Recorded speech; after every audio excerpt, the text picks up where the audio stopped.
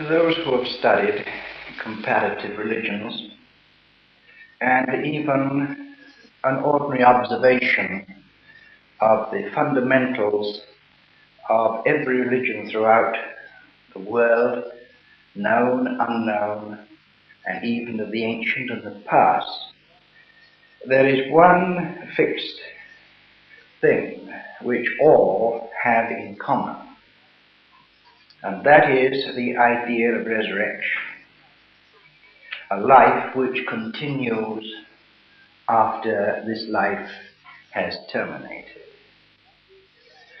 On this value we base most of the assumptions of doctrine and theology and most of the rituals and ceremonies which are basically a part of every foundation and religion. In these foundations there are certain festivals and feasts, certain anniversaries and so on, which are all keyed together so that there is at one time a feast, another time a fast, there is a form of recess and resurrection combined. It is this idea of continuity which is the basis of every hope of mankind. Without this sense of continuity, then the whole of this life would be entirely worthless, without purpose, meaningless, and waste. But even though we do agree in the general principle that there is a continuity of consciousness after this state, very few people really believe it in any depth. Most believe it that it happens to other people, but it probably will never happen to us. It's a sort of a going onness which eventually comes with a sense of age or even of desperation. Now, we must look at this question of life here and life there with a different sense of values, because if we are building everything on resurrection, that is salvation through death, then it means that we're losing the fundamental factor of living. And this sense of living is only an experience in values. It's an experience in contrast. Once we begin to see that these contrasts and shadows of light and shade, these changing circumstances and these altering and constantly variations of climate, thinking, religions, and so on, they are, in a way, a sort of a spiritual and intelligent gymnastics where we seem to try to extend our thinking into these various worlds and there to find comfort.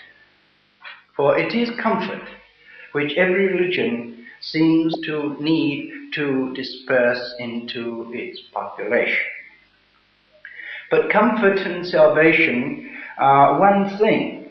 But when we begin to see life as a sense of contrasting values, many colliding and impacts, all a series of upheavals and crises, very often we become so confused with this constant variation that we can quite understand that many people give it up.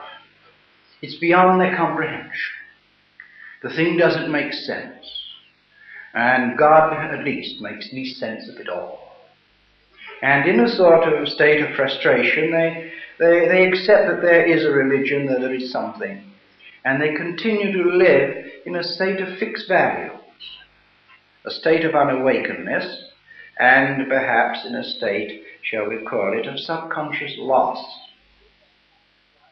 This subconscious loss shows itself in all forms of behavior patterns. But what we're interested in the esoteric study of continuity, not life after death, but life before birth. This is far more important, because the preceding life forms the following life. And this life is a precedent, a procedure to another one. The next one doesn't matter in its sense, in that it gathers its values, its contrasts, its merits, from the contrasting experiences gained in this one. Once we begin to see that it is not the future and not even so much the past that is really deciding the buoyancy of our future, it is the actual now which is responsible for the hereafter. The now is responsible for the hereafter in the sense that continuity of consciousness continues in the same theme and the same vein, the same characteristics, temperaments and moods, the same sowings, the same reapings. The only difference is that the consciousness is released into a far wider, deeper, more varied and considerably more expressive atmosphere and state. The trouble with most people when they go over in a fixed state is that they take quite a long time to adjust themselves in their hereafter. For the simple reason that they have lived in a state of fixation, that is, they have presupposed paradise or heaven or nirvana, and they have manufactured that heaven in proportion to their earthly need. And for quite a long time they live in that sort of shadow world which they, in their imagination, in their longing, their deep desire, have found necessary to encourage them in their earthly comforts. But the esoteric side of it isn't satisfied with continuity, because that is a fundamental factor, the same as the sun rises and sets. It's not important. It's only important in the sense that it is a changing value from one set of perspective to another. It is this state of enlightened consciousness which works now, which makes the next stage so much more vivid, so much more real. No work here means that the shadowland has a long state, it has long shadows. Work done here means that the spiritual continuity is so aware and awakened that it enters into the fullness of life in an immediate state. There is practically no sense of transition. There is just this wonderful continuity, hardly a pause. It is a surging forward into an expanding universe, into an expanding consciousness. And it is this great surge into this wonderful state of enlargement where the whole picture of life takes on not only a new texture of meaning, but it represents tremendous possibilities. There are those who wait for the trumpet to be blown, and some of them are still waiting now. There are many who have different variations of need within their emotions and their patterns of thinking, that they must, in some way or other, precondition their thinking so that it is able to meet their present need. Now, we need to go one step further at this, because continuity is not only a wonderful message and a wonderful meaning, but it is preparation. And it is in this wonderful word preparation that we get the deeper meaning, the significance. We cannot enter or pass from one state of intense activity to another without going through certain conditioning, certain process. And life is a process of preparation. Without it, we couldn't enter into this higher dimension, this higher frequency, without this earth preparation and in all its intensity, all its contrasts and all its meaning. Once we see this, that the preparation of one life into another are not only the stepping stones into eternity, but they are the essential steps, the essential path, where one leads into the other. Preparation isn't just a sort of slow conditioning. It is really a state of constant reawakening, not only of our karmic sense and memory, but of the hidden potential within every character and every individual.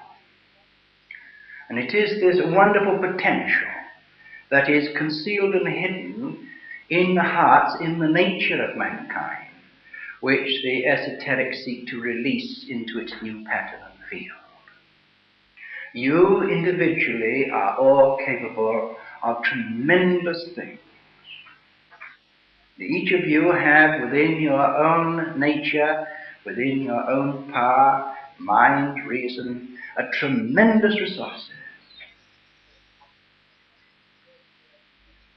I think those words, imprisoned splendor, gives us a little vague insight into the wondrousness of the divine spirit contained in human form.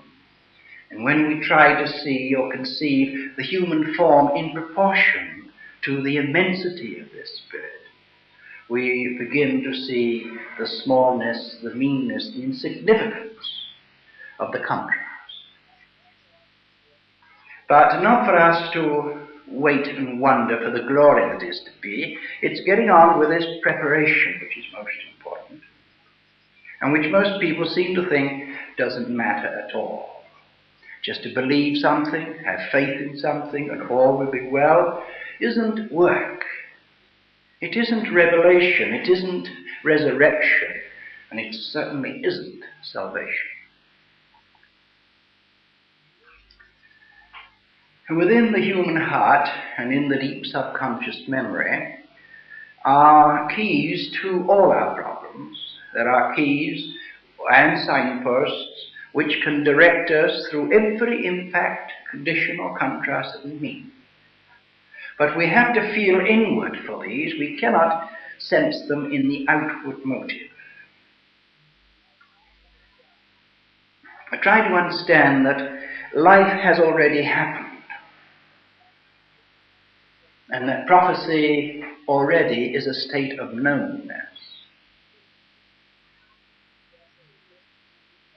We are merely living in a delayed state of consciousness. That is, our rate of consciousness has been slowed down to meet the vibrations of this planetary life which we experience. Density, we call it, or immersion in time. Now, there is no such thing as time, there is only darkness and light. We call night darkness. Day we call light.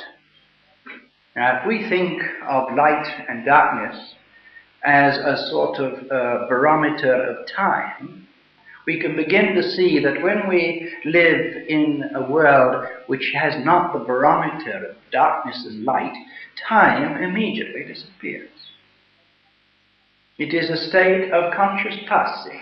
It is a contrast of shadows and shades that affect the optic and the cosmic and solar forces which are contained in a human body.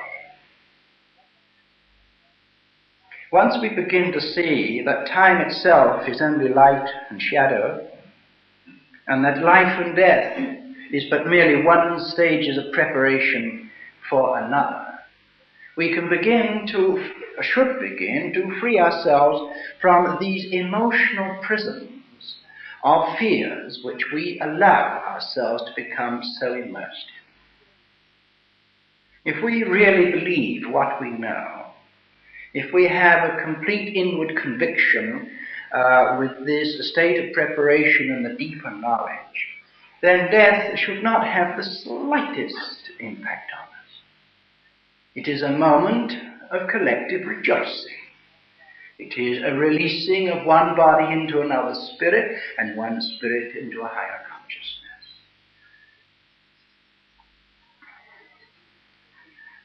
But when we meet the full consciousness, that is the whole personality, when we unify into the expanding universe, we then find that this small part that we have operated with for this short span in time if it has been allowed to usurp and take over the entire field of operations and has neglected and made impossible the spiritual preparation, then there is tragedy in heaven. To go back merely with a report of bodily ailments and no self-work will not get us by the gates. To just merely say that we did not do this nor did not do that in case we displeased someone, or that it affected our future or our security or our convenience, these things are going to sound very thin. Very thin indeed. If we have found earth life so restricted in that we have merely gone through the social round of waked in the morning, gone through the ritual of a day, night after night, day after day, without any awakening of this eternal spirit, without giving it any opportunity to be released, it is a spiritual tragedy, a spiritual loss. You meet this sometimes when you meet very old people who have died long since.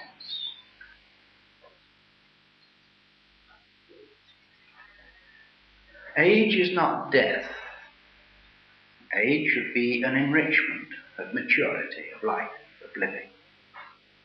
Age should be a collective state of tolerance, goodwill, and broad-mindedness.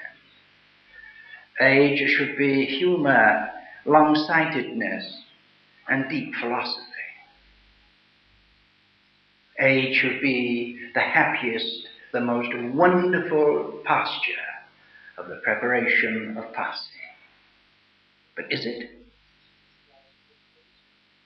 In the majority of cases, a state of fear and meanness, anxiety, incapacity, and a spiritual separation. And the Lord never meant a life to terminate like this. But it isn't to the age where we get to that point where we should be enjoying the maturity of life, is the preparation before it. We often say, and I think it has quite a basis of truth, that old age is made in youth. And that the way we use our youth, that is the way we use the flush of our energy, that a tremendous outsurge of the primitive and physical forces, that will decide to a certain amount the resulting patterns in later life. This is reasonably true. What we must bear in mind is that every day is a life. Every passing of sunshine and shadow is an epic, it is a record, it is a world event. In that day, something has happened, something has taken place. Something has been renounced and lost, and something has been gained. But here we must accept that unless we can lose willingly and gain rejoicingly, or vice versa, unless we can work into a simple philosophy where the contrasting values of life equip us and not make us meaner and more despicable or make us more ugly. The passing values of life should make people more beautiful, more gracious, deeper, kindlier, more tolerant. If this is done, it's a sign that work is being achieved. That is, the preparation, the work on the nature, the work within the character, and the preparation within the spirit is in a constant state of action. That we're not living in a state of inertia.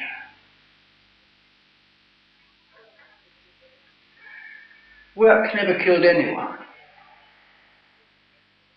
But idleness and laziness kills young. Now this sense of idleness and laziness can be so slow in its erosion, and we can blame age or take anything we like to explain our idleness away. And we're very good at finding excuses. Nobody better. We may deceive ourselves, but we don't deceive our Maker, and we certainly shan't deceive ourselves in the Great Awakening. That if each day doesn't leave us more rich, that we haven't contributed into the inner and to the outer life, that we haven't given a thought to God, to the meaning and the purpose of life itself, that we haven't made it a little more beautiful, and that day has gone, and it can never be regained. Therefore, it is in this wonderful sense of continuity and self-work that not only keeps people young and smelling sweet, it not only keeps them active and their eyes awake and their bodies healthy, it also means that this state of constant internal and external observation and activity is making possible this tremendous and profound preparation, where one life flows into another. As this life flows, it takes with it its old patterns. It reconstitutes itself to some degree. And if we can free ourselves at this stage from many of the preconceived notions and ideas of, for instance, life in the hereafter, cheap resurrection, and just believing and have faith and do no work, these things are no good to us. They're just sleeping tablets. They're something which is trying to put us into a state of false security. The one wonderful thing about nature is its activity. Its continuity in nature, to me, is the surest sign of continuity within the higher forces. This wonderful state of constant activity, supplying and mingling and producing, centuries upon centuries, eons upon time, some of it millions and millions of years old, and yet still producing, still active, still working, ever young, ever beautiful, never tired. Nature is evolving the same as the planet is evolving, but it only evolves by work. It doesn't evolve by excuses. Neither does it evolve by trying to find a second-hand reason for not doing something. I think those words that many are called but few choose is very right. It's so easy to drop into the physical routine pattern of social expectations and go through them as motions. And the only thing that those people live by is the primitive idea of self-preservation. We need more than this.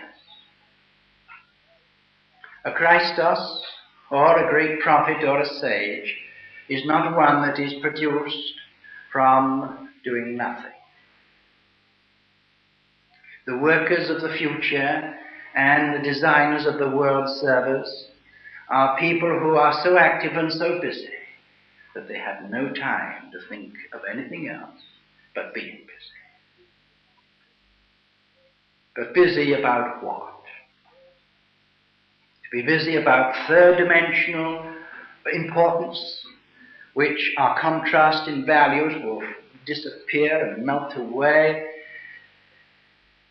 or will we have or build foundations for our fourth dimensional experience by becoming fourth dimensionally minded, fourth dimensionally interested, and fourth dimensionally projecting?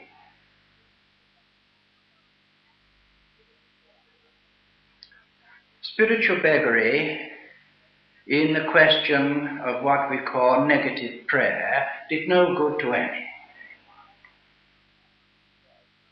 positive reaching out of the soul into the enrichment of experience, and welcoming and going deeper and working through every problem with a sense of rejoicing in eventual freedom is much better than saying, save me from this, rescue me from something else, give me this, take this away.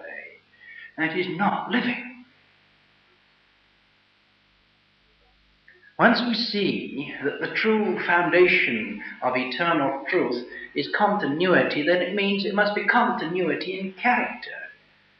And there must also be continuity in truth. And truth must continually change if it's going to do any good at all. We cannot have static truth any more than we can have a static planet.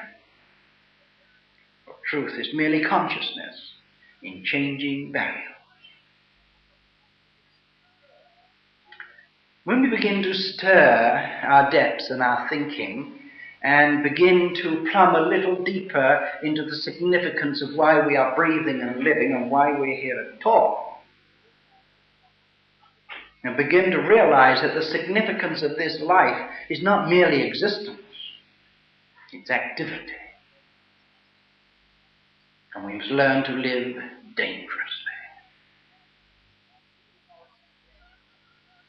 And a little healthy neglect of our physical bodies wouldn't do any harm either. To be more concerned with the spirit beautiful and a little less with the imprisoned spirit within its own body. To release the spirit and therefore to heal the body rather than to make the spirit sick by imprisoning the body is a reversal of contrast.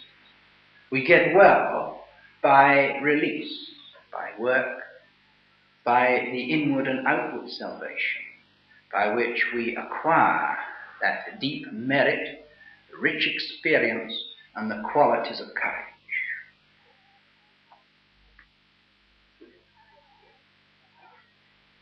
I never could quite get used to the idea of a guardian angel writing down all the good and the bad, and with a great quill pen and a large bottle of ink. Somehow or other it seemed to me a little bit like a school teacher I knew who always was giving us marks for everything. The only marks I really got lasted for about 4 weeks at a time. They were very painful to sit on. The point to bear in mind is that to try and work life by gain and loss and merit and reward, and that we shall gain this if we do that, and we shall be rewarded by something else if we are charitable and we give something away. The motive factor comes into this idea. Are we doing these things for salvation, or are we doing them because they are things to be done, without reward, without any obvious meaning except the fact that we feel impressed merely to do? A life of activity has a lot to report. A life of activity means that the preparation is constant and real and purposeful. Oh yes, I know, the heart can ache and the feet can wander and the whole body can cry out for relief. But don't take too much notice of it. It's pretty tough. The spirit is much stronger than the flesh. The flesh is the weakest part of us and it screams the loudest, but believe me, it can do considerably more than we think it can. Don't be impressed by your pains. Don't be impressed by your physical inertias. I've seen people with bodies that have long since finished, and yet the spirit is driving them and using them, and they're doing jobs at work that just make the heart gasp with astonishment at the depth, the courage, the wonderful insight, the spiritual alertness of such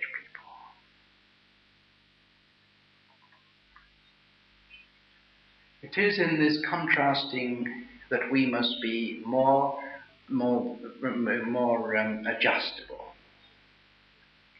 Many people have often accused me of saying, last year you said this, and this year you say this. and it's different. That, I think, is the best compliment that we can be paid. That from last year to this year, we've done some work, we've thought, we've gone through some experience, we've dug up some meaning, we've seen another concept. So we begin to think and grow in our thinking. So if you're accused of being inconstant in your thoughts, take it that the compliment is that you are at least mentally growing up, where others think that values are fixed and have no other contrast than repetition. Now, here I think we could finalize this evening's work in this idea of flow, how one life flows into another one. And the work that is done in one flows on and into the next. We are already experiencing now past flows. And we have used that material, we have used that depth and qualities and insights and experiences to build this one.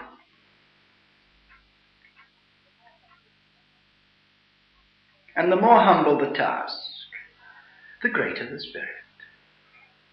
The more proud, the more demanding, the more superior, the more selfish, the least spiritual. For humility and humbleness, or shall we say, the power of humility is such a contrast to the egotism of pride, that it is only those who can really work on the floor, on the granary floor of the world, who can wash and scrub and are not ashamed of their hands or the things they do, but to see them as activities in service, world service. Many want to serve, but they all want to serve on their own terms, with very clean hands and office hours, from 9 to 5, and no weekends. Many dictate to God how they should spend their lives and why they shouldn't do this and do something else. We've got to be completely acceptable in the sight of the Lord and stop laying down our own paltry and mean and despicable conditions. It's like going to a great benefactor who's given us all wonderful things. Then we say, well, we'll take all that you're giving us, provided you put it on a silver plate, and you bring it to my house at 9:30, and don't disturb me after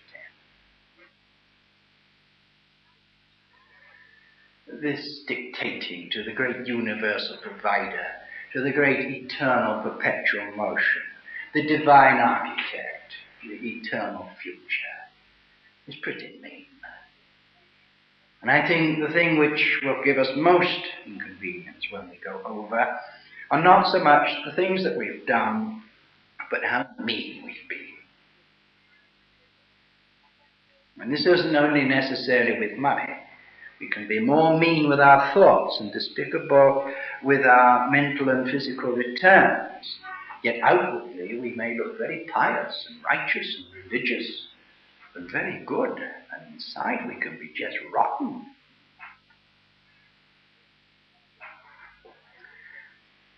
I'm not one to encourage the persecution complex, but I think to let one life flow into another one without being spiritually awakened and reminded that life is not just a wastage of time, it's not just a stomach emotion. Life is not merely going to sleep and waking up and looking at a telly and playing bingo and trying to get more for less. The tragedy of these things, the sheer miserable tragedy. No doubt the confusion of cheap religion in so many parts of the ancient religions as much as the modern ones, where these things are not encouraged, where self-work, self-determination, self-discovery are also carefully looked after by somebody else. But the personal responsibility of the individual awakening is not essentially taught. And therefore we have to come back to the ancient teachings, the old fundamental philosophy, the ancient wisdom, there to find a directive in this modern 20th century in time. And the world is young yet, and we are young. And we shall live in many places, in many climates, in many planets. We shall enjoy the experience of many systems, cosmic, planetary, Earth, solar, and otherwise. We are on the threshold of the greatest adventure in space that ever man looked forward as his destiny. Here we are, poised upon the great brink of floating forth, flowing out into the great and wondrous consciousness of an evolvingness, of expanding universe. We're going to stand upon the brink and think only of our small aches, pains, and conveniences when the majesty and the wonder of evolution is calling us into the fullness and richness of life. Let's take every knock that comes and welcome it. Let's take everything which whittles down our pride and be thankful for it. Let's take everything which tests our meanness and finds our courage and stop being sorry for ourselves. To live dangerously, live with a sense of continuity, of fullness, of richness. And in this great and eternal tolerance, realize that the preparation, the work we're doing, isn't only for our own inconveniences, it is for the whole world. World servers are desperately needed, but world servers can't live on office hours, nor trade union rules. World service must come from every race, every religion, every climate.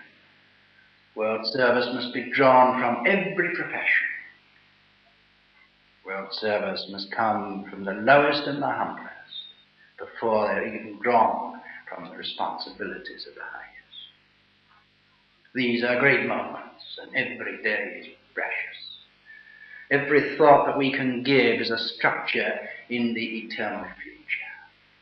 And if in our own happiness and individual and physical and mental and spiritual release we can touch these wonderful resources in the lives of other people, only the smallest detail, then that day has not been wasted. Each day is an investment in the future, just the same as today is a result of the investment in our past. And this moment of deep recognition, where the continuity is the continuity of action and thought, change, of motive, non-motive, of purpose, and the ideals by which the life will flow, whether we like it or whether we don't. But to try and see that when we do flow into the next consciousness, we shall have plenty of building material. We shan't have skinted experiences. We shan't have dodged issues. We shall have probably left a pair of old tired feet behind and a worn out body. We shall possibly have left a body which has long since had the last drop squeezed from it, but nature will rejoice. God will rejoice in the angels and above all yourselves. It's worth it. It's worth every bit of it. So long as we don't try to reckon up the values and top them up now. If you leave your treasures in heaven, they'll be waiting for you when you get there. If we want to collect them all here and now and get all our rewards now, then there's nothing in the spiritual bank. It's empty before we get there. So what we can invest in the lives of others and invest in our own activity and purpose, we are investing in the affairs of the world. We are investing in the future consciousness of all consciousness. And we are participating in life at its deepest, its richest, its most wondrous level. And this is a full-time occupation. Not something for Sunday.